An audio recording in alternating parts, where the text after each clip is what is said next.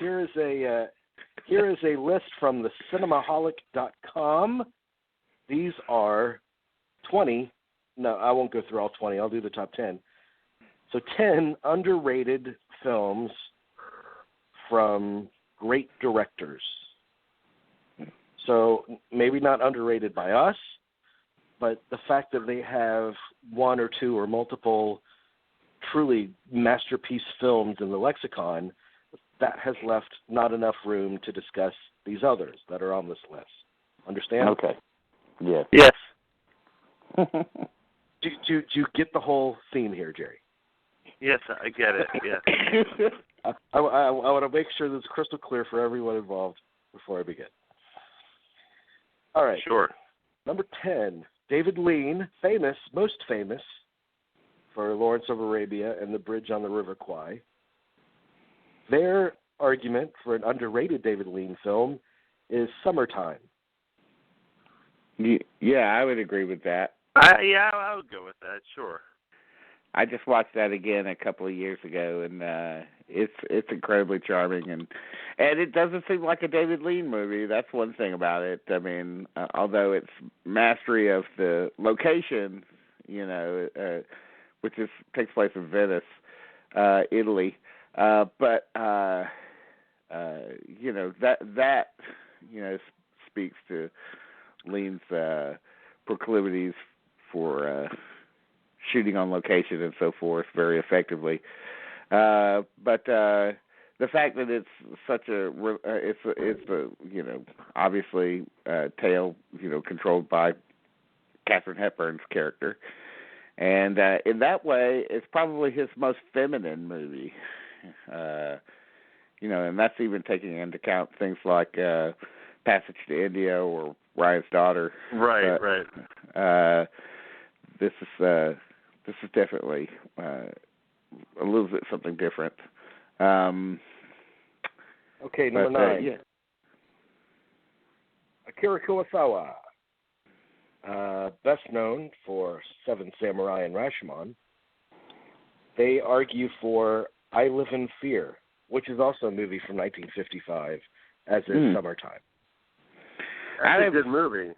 I haven't seen it. What is that one? Is that one of the the sort of noir movies that he did? No. Aging Factory. It's about a guy. If I'm not mistaken, it's been a while since I've seen it. But it's a very anti-nuclear movie.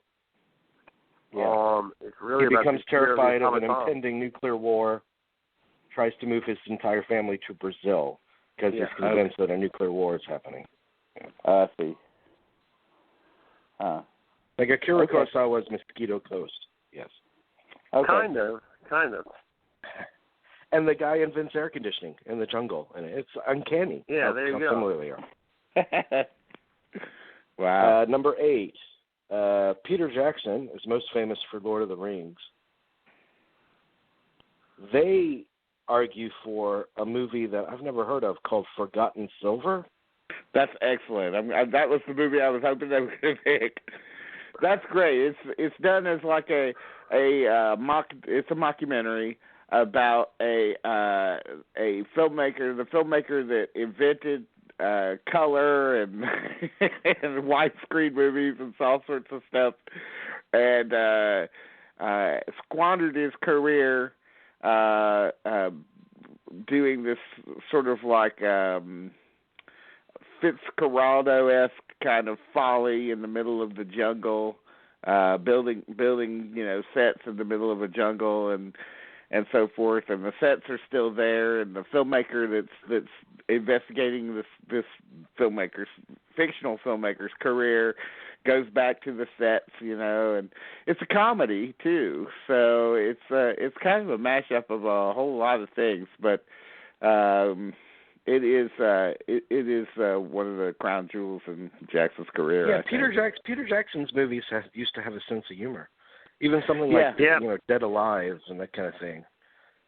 I guess working with $300 million budgets. I guess working with $300 million budgets gets rid of your sense of humor real quick. I guess that's it's not true that they laugh all the way to the bank. Okay. Number 7, John Huston, Maltese Falcon, Treasure of the Sierra Madre. Their choice for an underrated film in the scope of his career is Under the Volcano. I could, definitely see that. I mean, yeah. I mean, it was. I remember seeing Under the Volcano, and I had a group of friends in high school that we used to, joke around and go around the city causing trouble and stuff. Anyway, I said, let's go do a movie, and somehow we found ourselves watching Under the Volcano. Wow. Which is crazy, I know. But we watched it, and no one was having a good time watching that movie. It's a hard movie to sit through. It is hard. I mean, it's hard. It's difficult. It's got an atmosphere to it that's it's very palpable, which is a credit to the filmmaker. Because it takes place in Mexico during the Day of the Dead sort of thing, and of course, Albert Finney is a drunk novelist living there with his unhappy wife, played by Jacqueline Bisset, and it's kind of a tale of his last day alive, and it is not fun. But it is a very effective movie, as I saw later on, yeah. Number 6. I don't know when this list was made, but in recent years, fans have really embraced this movie. William Friedkin's Sorcerer. Yeah. Mm-hmm. Yeah, that's obviously gotten a reassessment. Yeah. And so.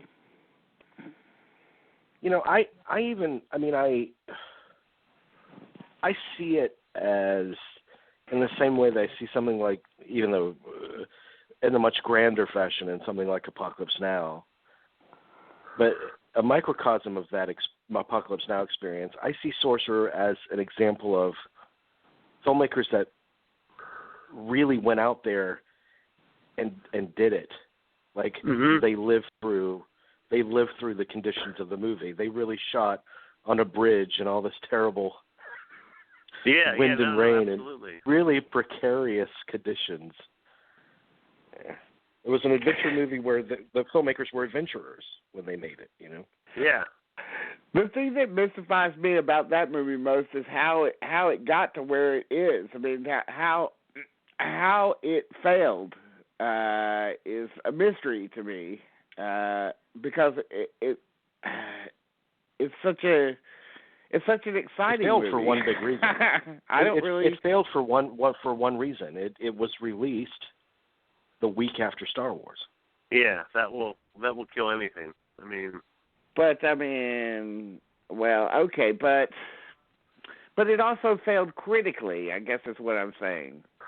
It failed critically as well, and that's what's more strange to me. How did that happen? I think I don't know, but I think Friedkin caught that downslope of critics and the culture at large, or Hollywood at large, being kind to auteurs. I don't know. I think the things were out. Just because he was successful with The Exorcist and French Connection.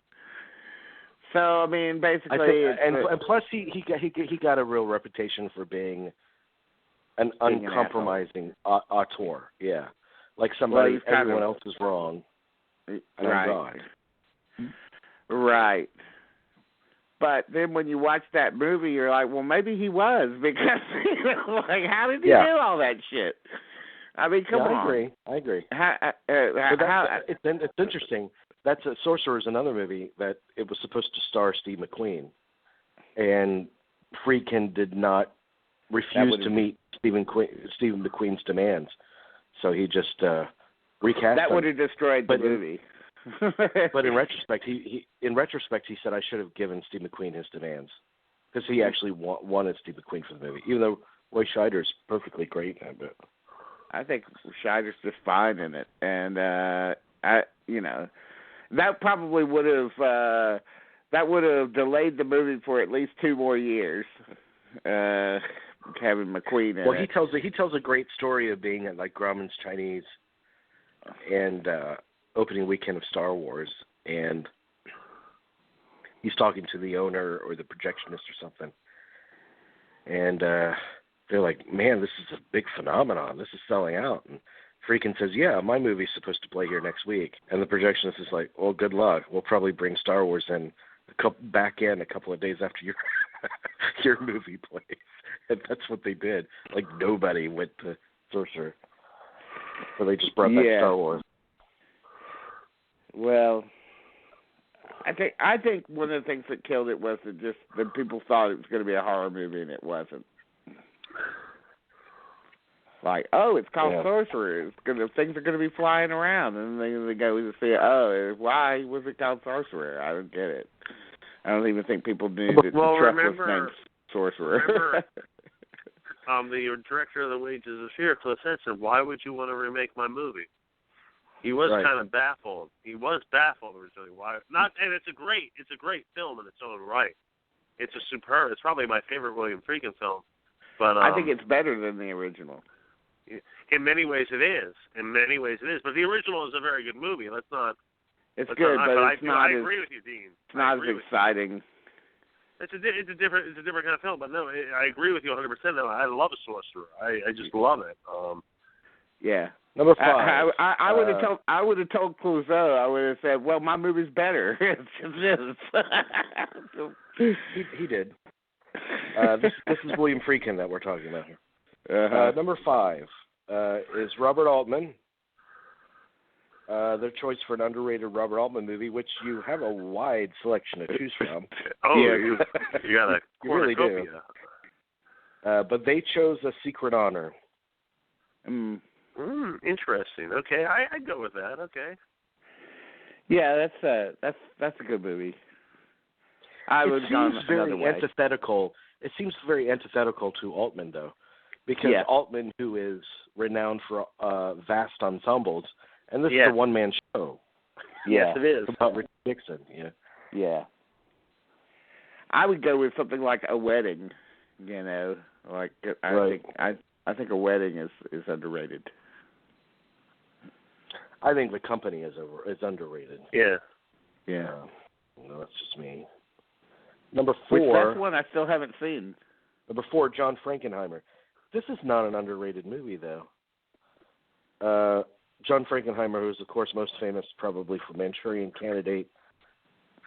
They chose Seconds as an underrated movie. No, I don't see that. Yeah. That's another movie that's kind of been raised up in the past 5 years. It's not the, Seconds used to. I remember first running across an article about Seconds in the Danny Peary book, Cult Movies. Now, when that was released back in the mid '80s, maybe. But, in the past 5 years, or in the past couple of years, it's been released on, in Criterion, and I think people have raised that movie up quite a bit. I mean, now it's considered a science fiction classic, and deservedly so. It's great. Number 3, Milos Forman. He hasn't passed away yet, has he? No, he's still around. Yeah, the last interview request I sent to him, the agent came back to me and said that he's, essentially he's not doing well.